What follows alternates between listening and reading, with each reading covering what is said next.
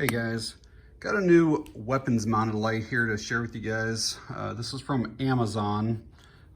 If it works out, it might be a nice alternative to Streamlight or possibly Surefire or Olight. It's definitely a lot cheaper than those. It's made by a company called Wurkkos, and they list it as a pistol light, but obviously you can mount it to anything that has a rail,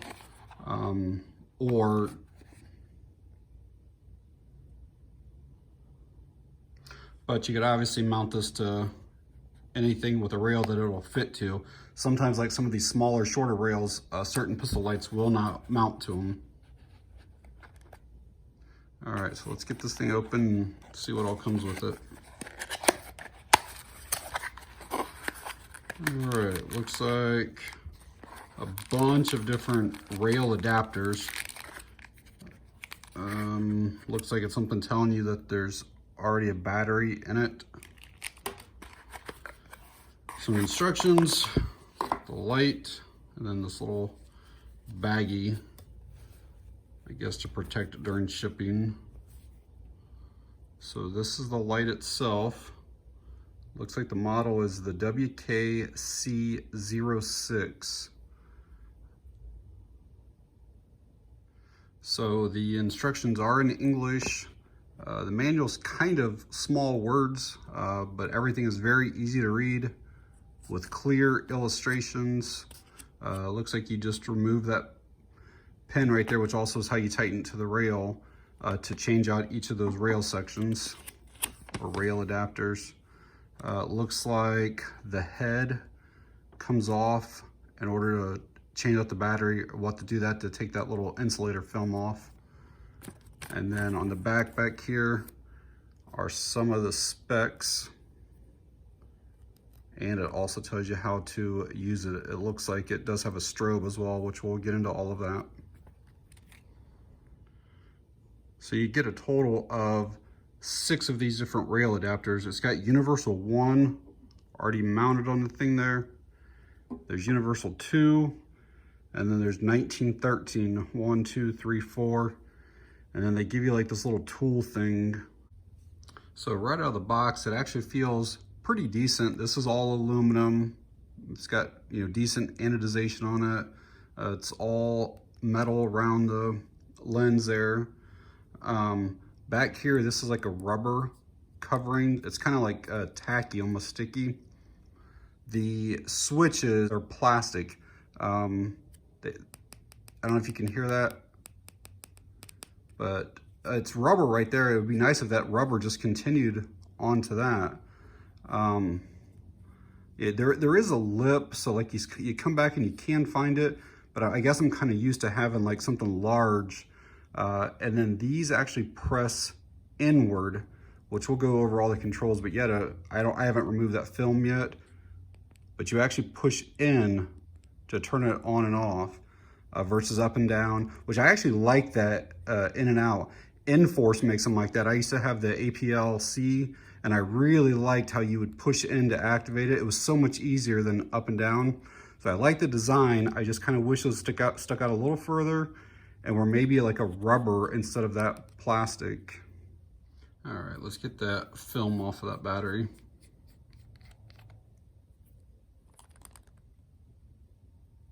See it down in there. I just used the corner of this and put down in there and just pop that little film out. So the light has 500 lumens, which is plenty enough for inside the home, outside. That can easily light up entire rooms, parking lots. The switch or the activation is actually pretty easy. Just to turn it on, it's just a single tap. See, it's got a pretty nice hot spot, but it's actually very wide on the beam as well. I'll get some night shots later for you. And then it also has just a momentary, so you just press hold, and then when you're ready, you let up, and they're ambidextrous, so you can do it from either side. I will say, the instructions right here says, press both side switches at the same time will activate strobe mode.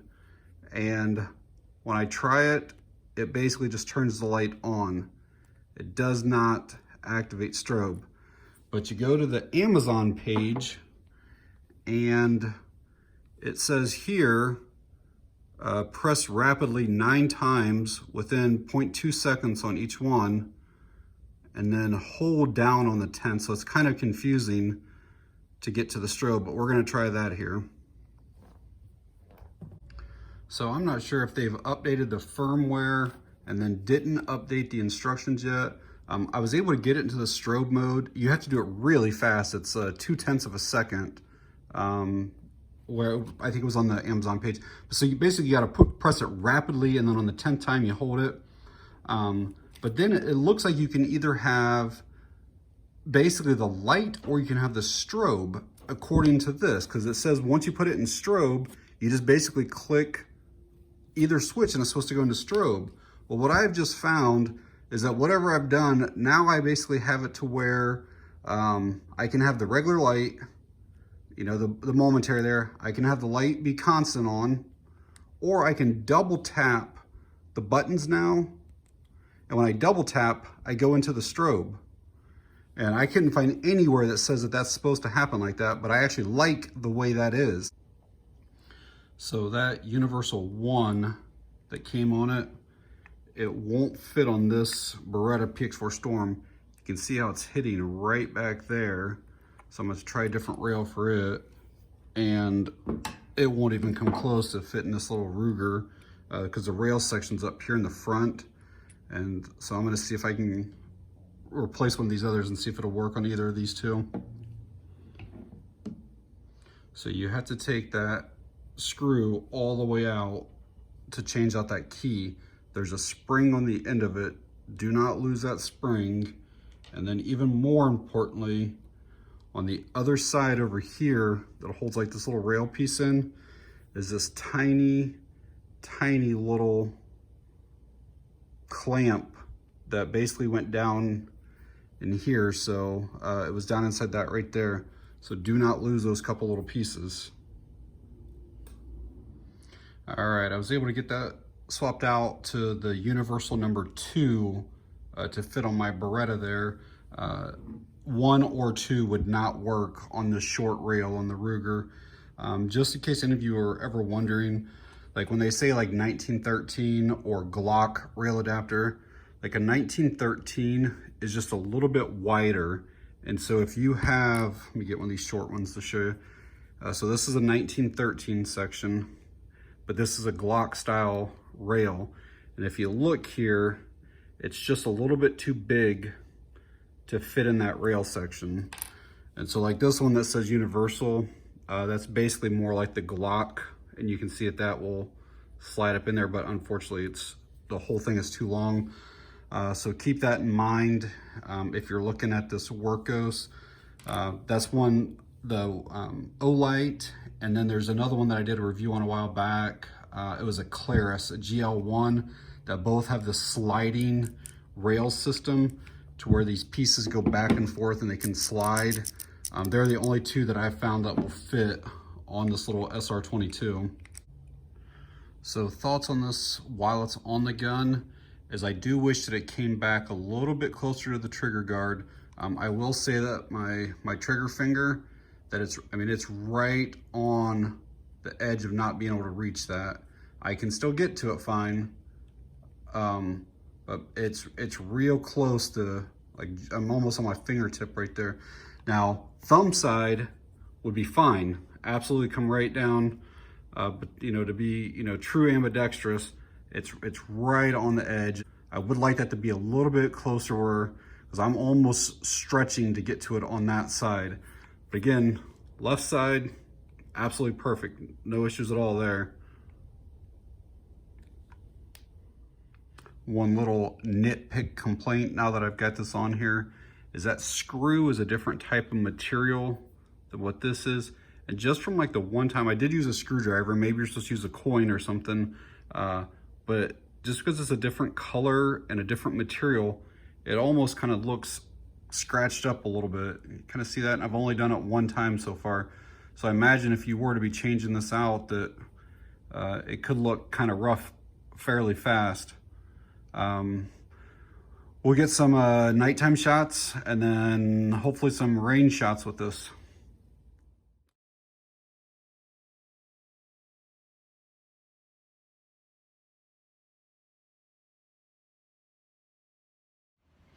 All right, guys, out at the range today, got the Wurkkos pistol light on here.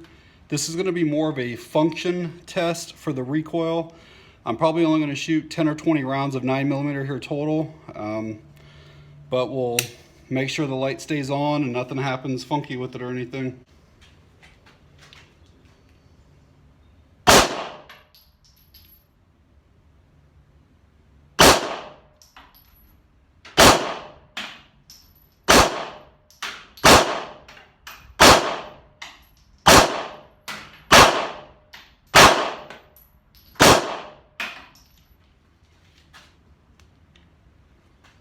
Everything was flawless with that.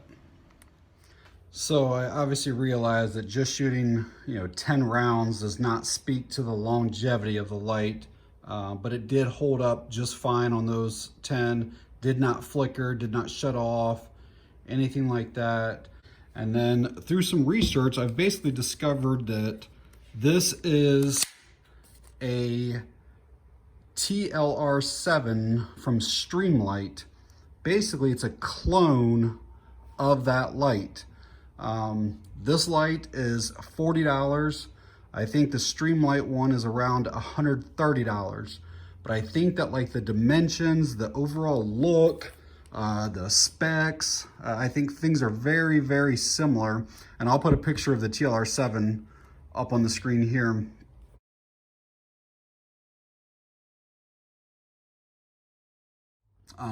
I have transferred this over to my Kel-Tec Sub 2000, and I think this is going to be the home of it. It gives me just the right spacing to put my hand through here the way I like, and I actually really, really like these side switches now. The lights from Enforce, which I mentioned earlier in the video, the APLC, they're actually one of my favorite controls, but the lights don't have great output. And I'd had one at one point and ended up sending it back because it was only like 200 lumens or something. These are 5, but I love the switches that push in. It's so easy to operate this. And when I have like this on, either mounted here or down below, and the up and down, it's actually way more difficult versus the in and out. I really like these switches a lot. And at first, I was saying earlier in the video, I've had this light for several days now, that I wasn't sure about how the plastic, you don't even feel it because it's all rubber all the way around. And I really like how this works. And then again, you can get the strobe. And so something else I didn't mention earlier is up here, just like the TLR7, you can actually half turn this. And I'm going to try to shut up here for a second so you can maybe hear it. You hear that little click right there? That basically is like a battery disconnect. So now it doesn't come on. If you hit the button, and I'll be quiet again so you can hear it.